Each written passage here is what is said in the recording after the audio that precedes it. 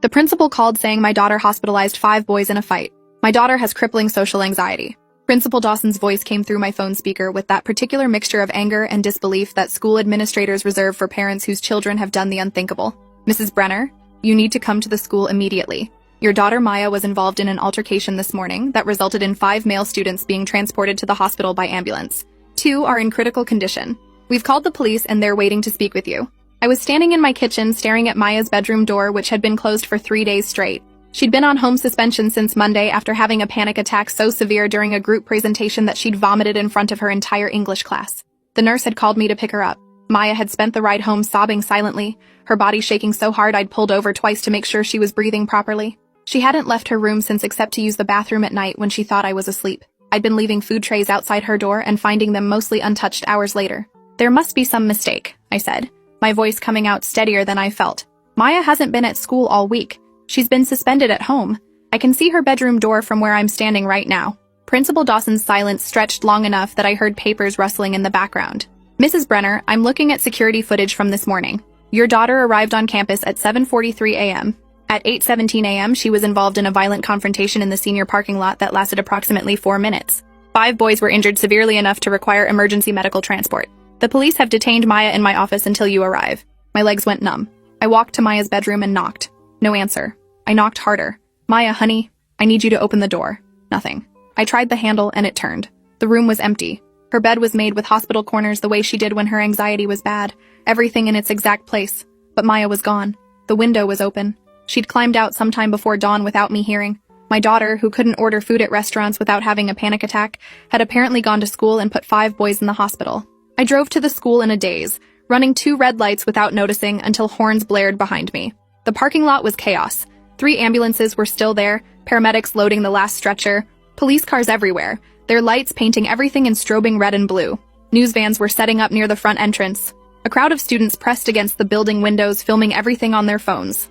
I parked crooked across 2 spaces and ran toward the main entrance, where a uniformed officer stopped me with one hand on his belt. I'm Maya Brenner's mother. They called me. The officer's expression shifted from professional detachment to something harder to read. He spoke into his radio and moments later Principal Dawson appeared, his face red and sweating despite the October cold. He led me through hallways that felt too bright, too loud, every sound amplified by my racing heartbeat. We passed crying students being comforted by teachers. I saw blood on the floor near the main entrance, a lot of it, and someone had thrown sawdust over it like this was a butcher shop instead of a school. The principal's office door was closed. Through the window I could see Maya sitting in a chair facing away from me, her posture absolutely rigid. A female police officer stood nearby taking notes. Principal Dawson opened the door and Maya turned to look at me. Her face was completely blank, no expression at all, like she was looking through me instead of at me. Her clothes were torn. Her knuckles were split and bleeding. There was blood on her shirt that I knew wasn't hers because Maya was sitting perfectly still, not injured, not crying, not having a panic attack despite being surrounded by authority figures and strangers. Mrs. Brenner, this is Detective Yolanda Price. She needs to ask you some questions before we can release Maya into your custody. The detective was a black woman in her 40s with short gray hair and eyes that had seen too much. She gestured for me to sit, but I couldn't make my legs work properly. I stayed standing, gripping the back of the chair. Can you verify your daughter's whereabouts this morning between 6 a.m. and 8 a.m.? She was home. She's been on suspension all week. I thought she was in her bedroom. Detective Price made a note. When did you last physically see Maya? Last night around 9 p.m. when I brought her dinner? She didn't want to talk, so I left the tray outside her door. The detective's pen stopped moving. So you haven't actually laid eyes on your daughter since yesterday evening? And you didn't verify she was in her room this morning? The implication hung in the air. I'd failed at basic parenting. I hadn't checked on my daughter. Hadn't made sure she was safe. Hadn't known she'd climbed out her window and gone to the school she was banned from attending. I looked at Maya and she was staring at her bloody knuckles like they belonged to someone else. Principal Dawson cleared his throat. Mrs. Brenner, I need you to understand the severity of this situation. Your daughter attacked 5 senior boys in the parking lot this morning. Witnesses say she initiated the confrontation. The boys are all on the football team, varsity starters. 3 of them have broken bones. One has a shattered jaw. Another has internal bleeding and might need surgery. I felt my knees buckle. Maya weighed maybe 110 pounds soaking wet. She was 5 feet 3 inches and so thin I could count her ribs when she wore tank tops. She couldn't hurt 5 football players. It was physically impossible. There must be witnesses who saw what really happened.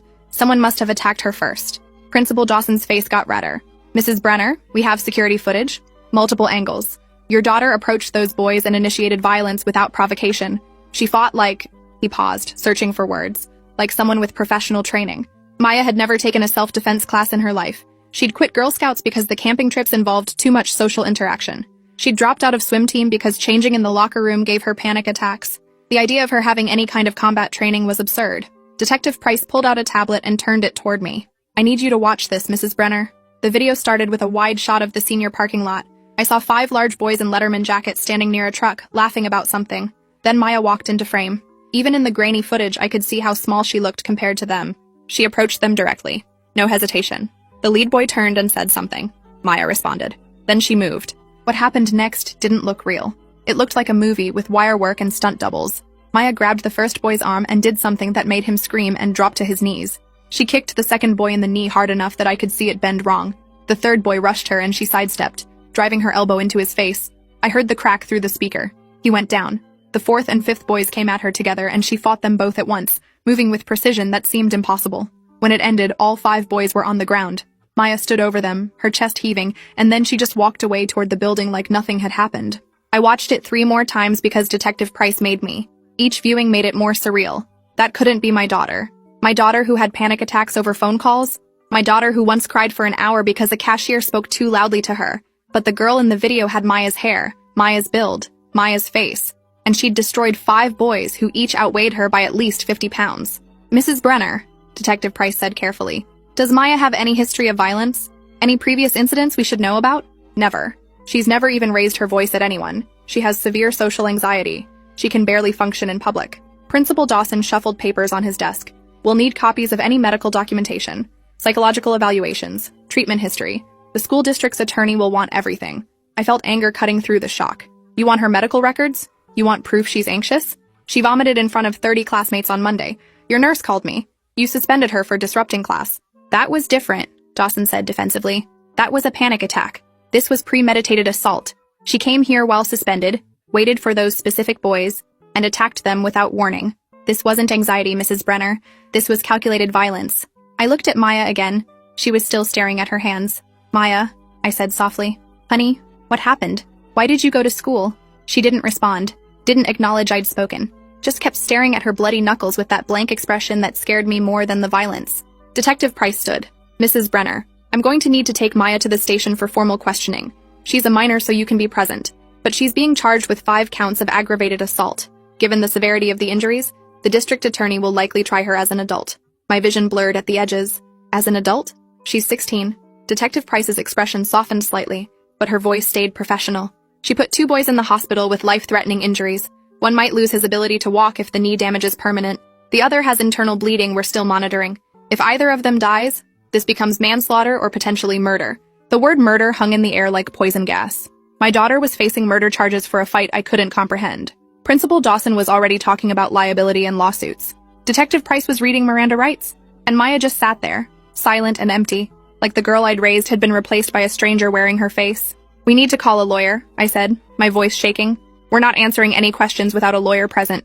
The police station interview room was exactly like TV shows depicted. Gray walls, metal table, that mirror that was obviously one-way glass. Maya sat across from me while Detective Price and her partner, Detective Raymond Foster, set up a recording device.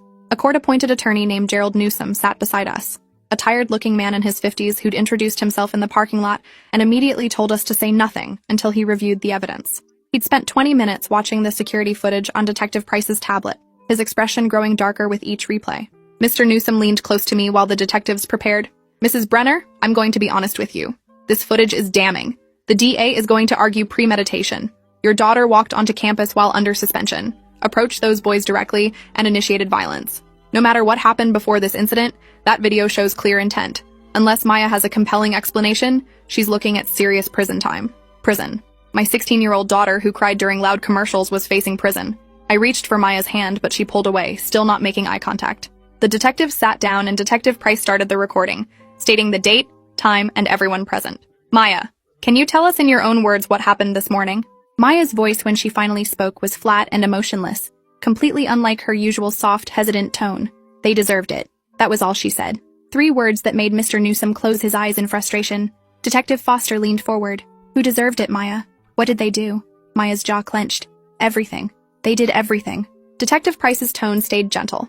"Can you be more specific? We need to understand what led to this morning's incident." Maya was quiet for so long I thought she wouldn't answer. Then she started talking and I realized I didn't know my daughter at all. They've been tormenting me since freshman year. Not just bullying. Worse. They'd follow me home from school.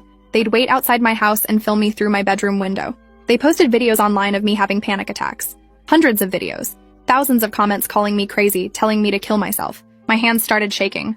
I'd known Maya was being bullied. She'd told me about mean comments and social exclusion. But she'd never mentioned stalking or videos or any of this. "Why didn't you tell me?" I asked, my voice cracking. Maya finally looked at me and her eyes were full of something cold and hard. "I did tell you. Last year when it started. You said I was being too sensitive. You said high school was hard for everyone and I needed to toughen up. You told me to ignore them and they'd get bored." The memory hit me like a physical blow. Maya coming to me crying about boys at school being mean. Me, exhausted from a double shift at the hospital, telling her teenage boys were immature and she shouldn't let them get to her. Me, brushing off her concerns because I was too tired and stressed to really listen. Me, failing her when she'd asked for help. Detective Foster made notes. "Did you report any of this to the school?" Maya laughed, a bitter sound that didn't match her usual personality. "I reported it 17 times. I have emails. I have signed forms. I have meeting notes. Principal Dawson told me there was nothing he could do unless the harassment happened on school property. But they were smart. They did everything off campus. They'd wait for me at the bus stop, follow me to the library, show up at my work. The school said it wasn't their jurisdiction. The police said it was just kids being kids." Detective Price's expression shifted slightly. "You went to the police?" Maya nodded. "Officer Kent at the front desk. Twice. He told me cyberbullying wasn't a crime and I should just block them online. But they kept making new accounts. They had hundreds of followers watching their harassment. It was entertainment for them. Torturing the anxious girl. Making her worse. Filming her breakdown for content. My mind was reeling. Maya had tried to get help and been dismissed by everyone. By the school. By the police. By me. And her anxiety had gotten progressively worse over the past 2 years, while I'd attributed it to teenage hormones and academic stress. I'd increased her therapy appointments and her medication, but never addressed the root cause because I hadn't known the root cause was systematic stalking and harassment that everyone around her had normalized or ignored. Mr. Newsom cleared his throat. "Maya, what specifically happened this morning? Why today?" Maya's blank expression returned. "Because yesterday I saw the video. The one they posted Wednesday night. They broke into our house while my mom was at work. They came into my bedroom and filmed me sleeping. They posted it with a caption about what they'd do to me if I stayed asleep. 3,000 views in 4 hours. Comments describing assault and rape in detail. I felt bile rising in my throat. They'd been in our house, in Maya's bedroom, filming her while she slept. And I'd been at work, completely unaware my daughter was being violated in her own bed." Detective Price was typing rapidly. "Do you still have this video? Can you show us?" Maya pulled out her phone and opened an app. She turned the screen toward them. I watched the detectives' faces change as they viewed whatever was displayed. Detective Foster muttered something under his breath. Detective Price's jaw tightened. "Mrs. Brenner, I need to see your daughter's phone." She handed it over and the detective scrolled through something, her expression growing darker. "There are 37 videos in this folder. All of Maya. All filmed without her knowledge or consent." Mr. Newsom reached for the phone. "May I?" He watched for several minutes, his face going pale. Then he set the phone down carefully. "Detective, my client was acting in self-defense. These videos constitute stalking, harassment, criminal trespass, and potentially conspiracy to commit sexual assault based on those comments. Maya had a reasonable fear for her safety. This changes everything." Detective Price looked skeptical. "Self-defense requires imminent threat. These boys weren't actively attacking her this morning. She sought them out." Maya's voice cut through the debate. "I sought them out because they texted me at 6 a.m. saying they were coming back tonight. They said the video was just a preview. They described exactly what they were going to do to me. In detail. With timestamps. They were planning to assault me tonight and film it."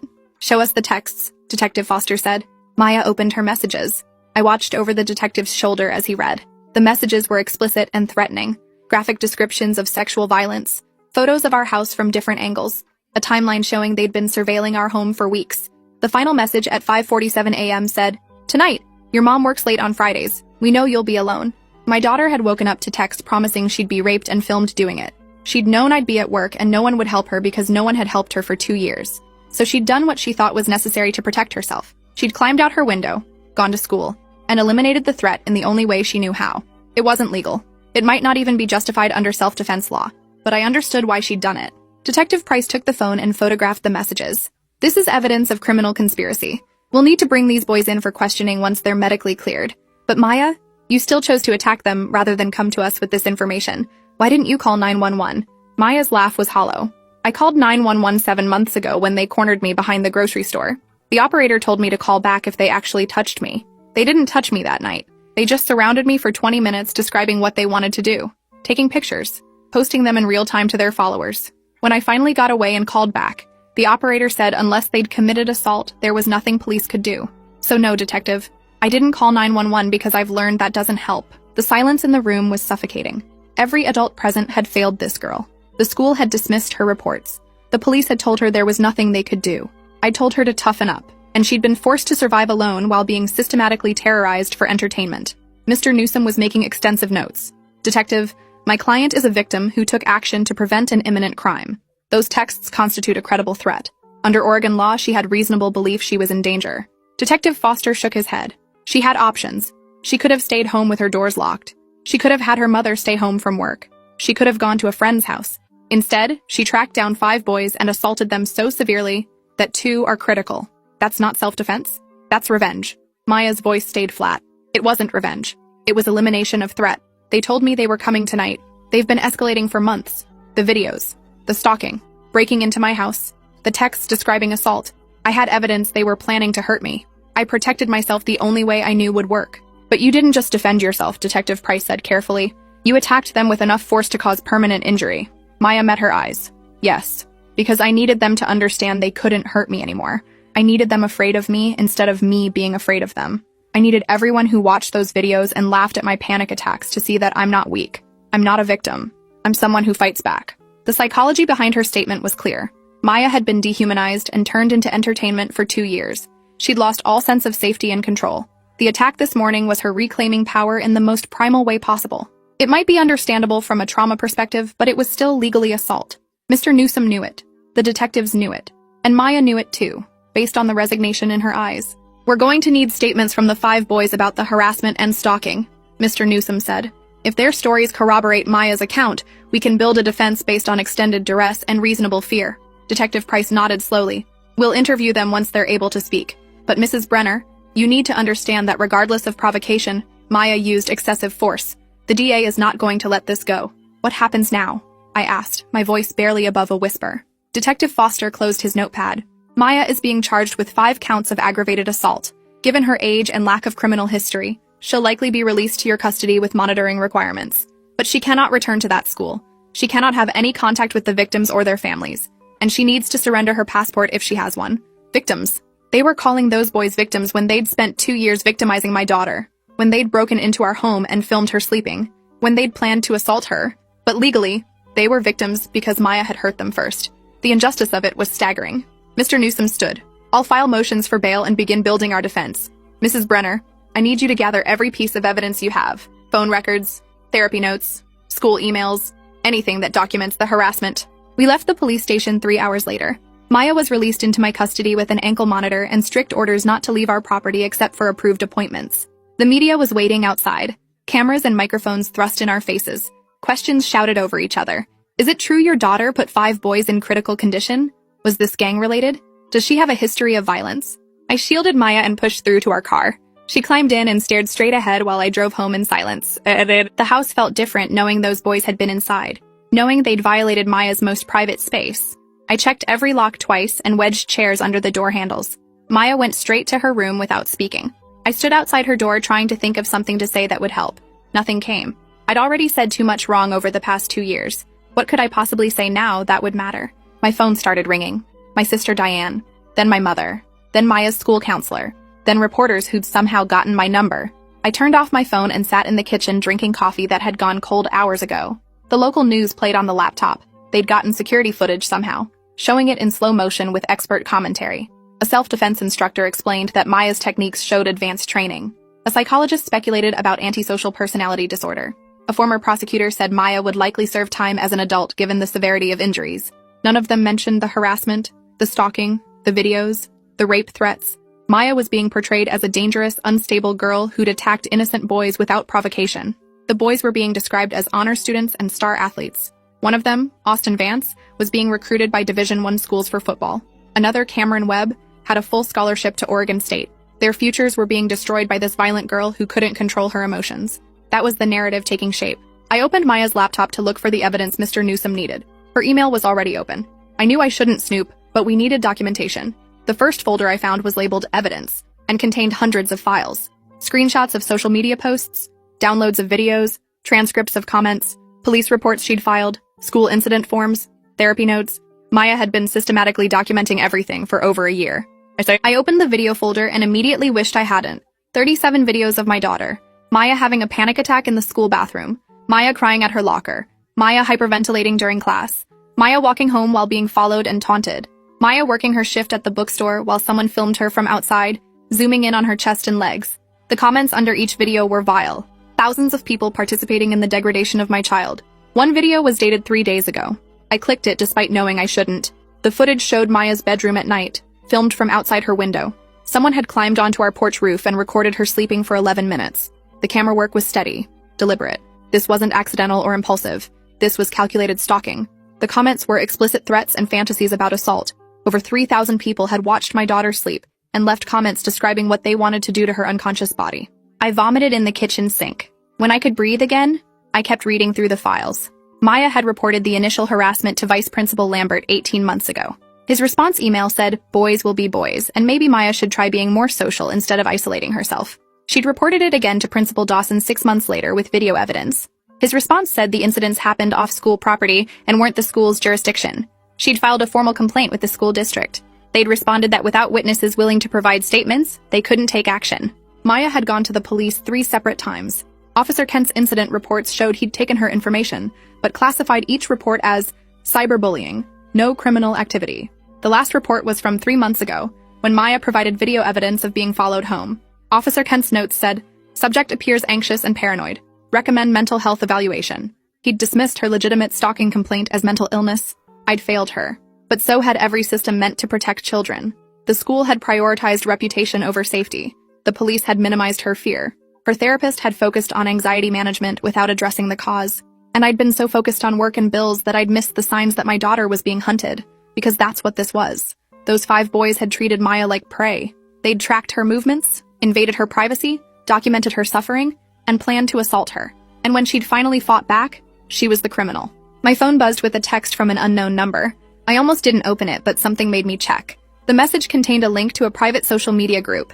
I clicked it and found a page called The Maya Project, with over 8,000 members. The description said, documenting the mental breakdown of a psycho girl. The page was filled with videos and photos of Maya posted by multiple accounts, timestamps going back nearly 2 years. A systematic campaign to terrorize one girl, crowdsourced to thousands of participants. The page had a new post from this morning. Security footage of Maya fighting the 5 boys with a caption that said, the psycho finally snapped. Told you she was dangerous.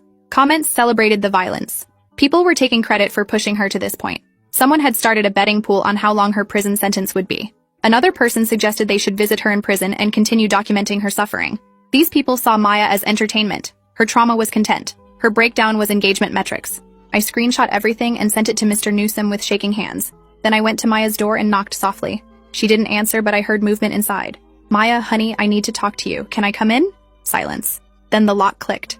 I opened the door slowly. Maya was sitting on her bed, knees pulled to her chest, staring at the window where those boys had filmed her. I sat beside her carefully, leaving space between us. I found the videos, I said quietly. I found everything. The social media page, the police reports, the school emails. Maya, I'm so sorry. I should have listened. I should have believed you. You tried to tell me and I dismissed you.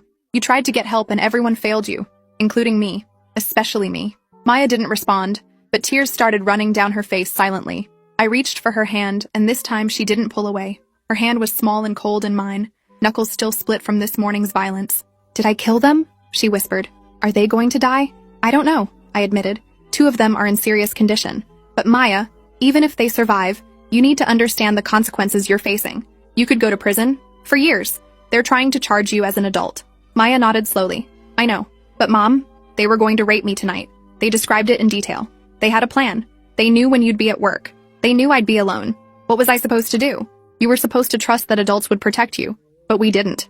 We let you down completely. So you protected yourself the only way you thought would work. I understand why you did it, baby. I just wish I'd understood sooner. Wish I'd listened when you first told me.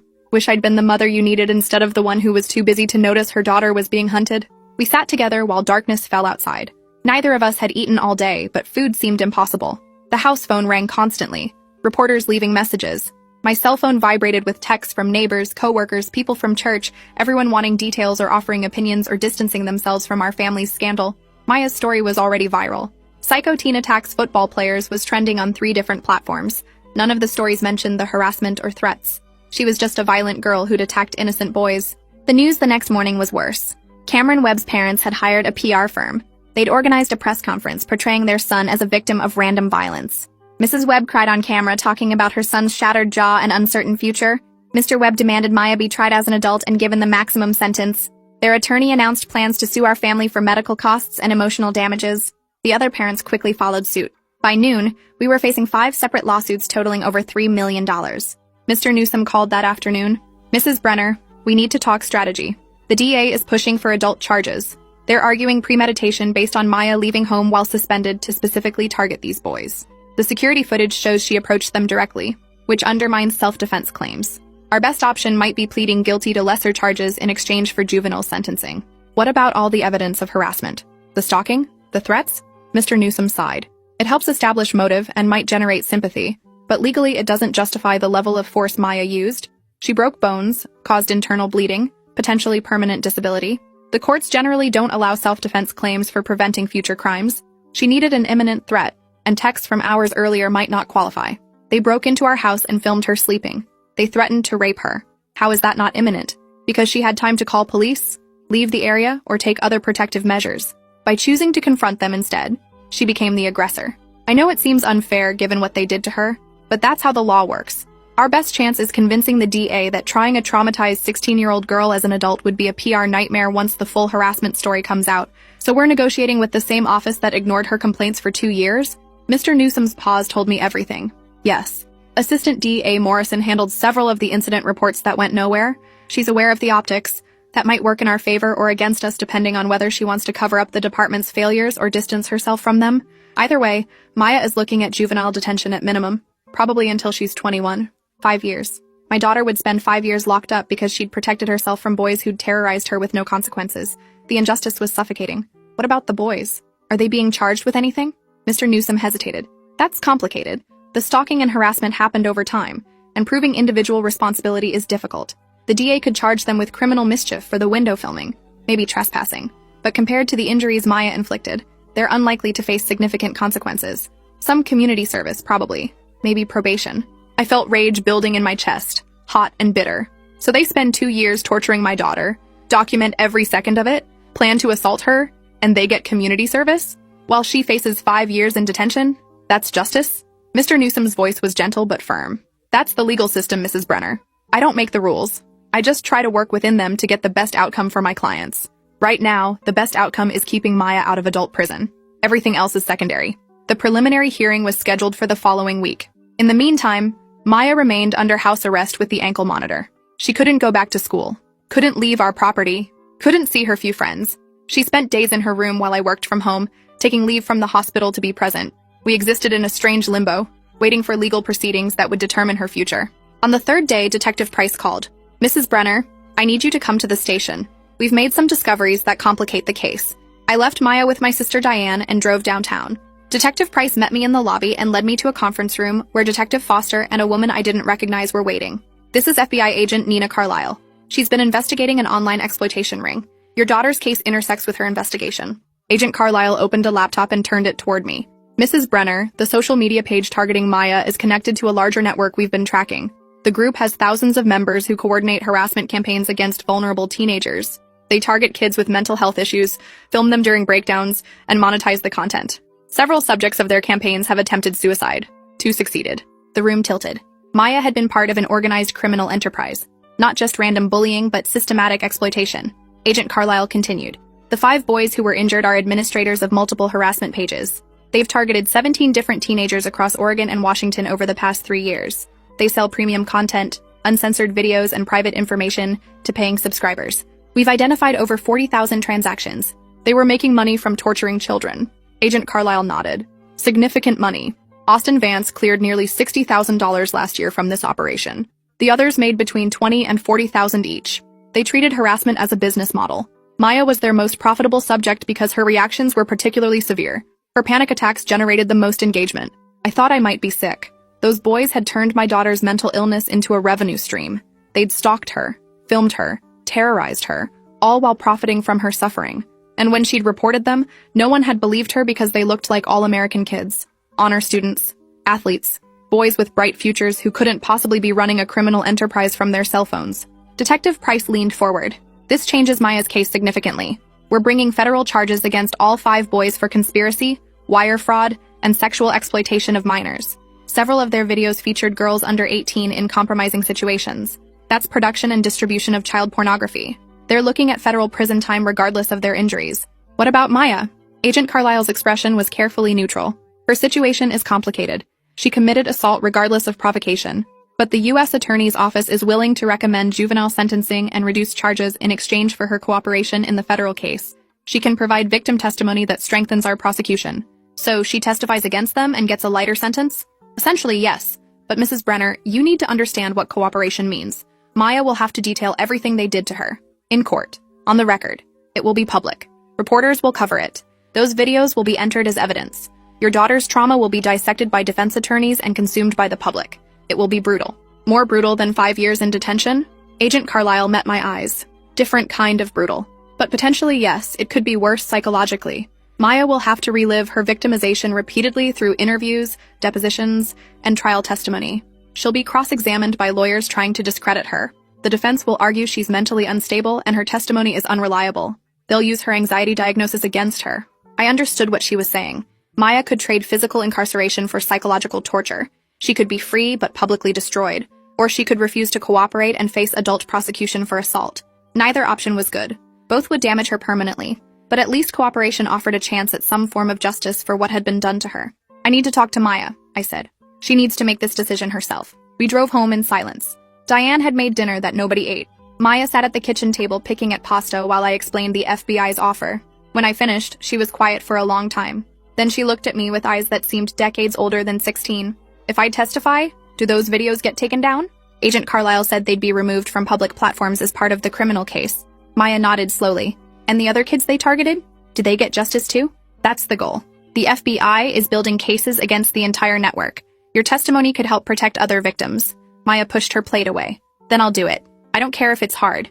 I don't care if people know what happened to me. Those boys need to face consequences for what they've done. Not just to me, but to everyone. The federal case moved faster than I expected. Within 2 weeks, all 5 boys had been arrested on federal charges. Their homes were searched, computers and phones seized. The evidence was overwhelming. Agent Carlisle's team found extensive records of their operation.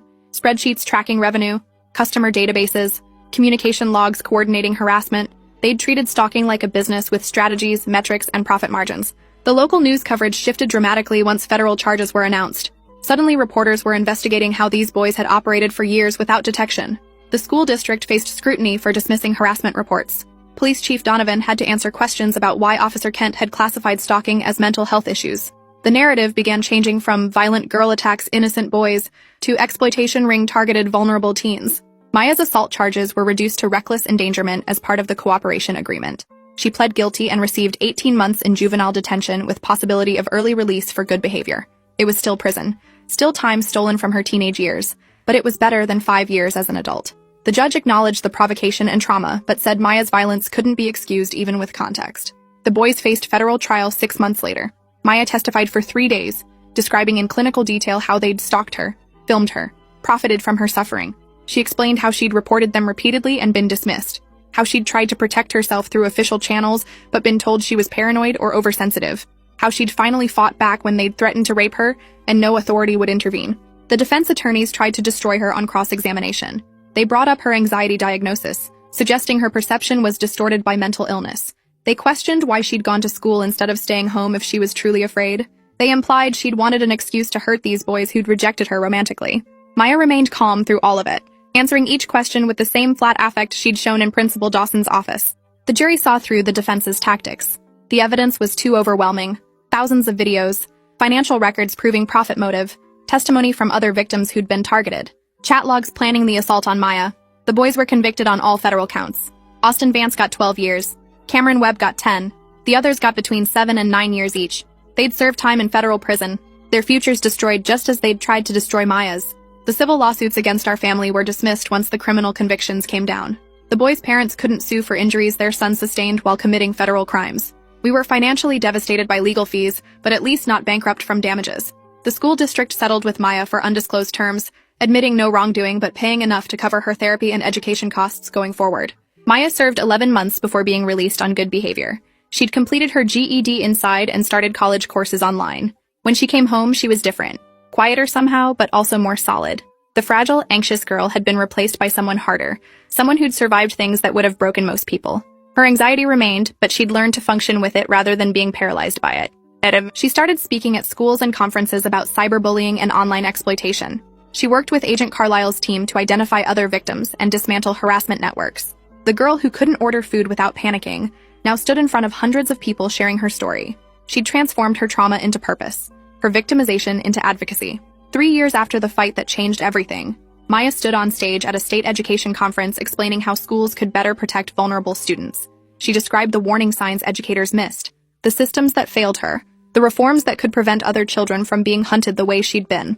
She spoke without notes, her voice steady, her message clear, believing children when they ask for help might save their lives. In the audience, I watched my daughter command attention and respect in a way teenage Maya never could have imagined, and realized she'd become exactly the kind of strong person I'd once foolishly told her to be, just not in any way either of us expected. Thanks for watching till the end. Make sure to subscribe and like to not miss the next story.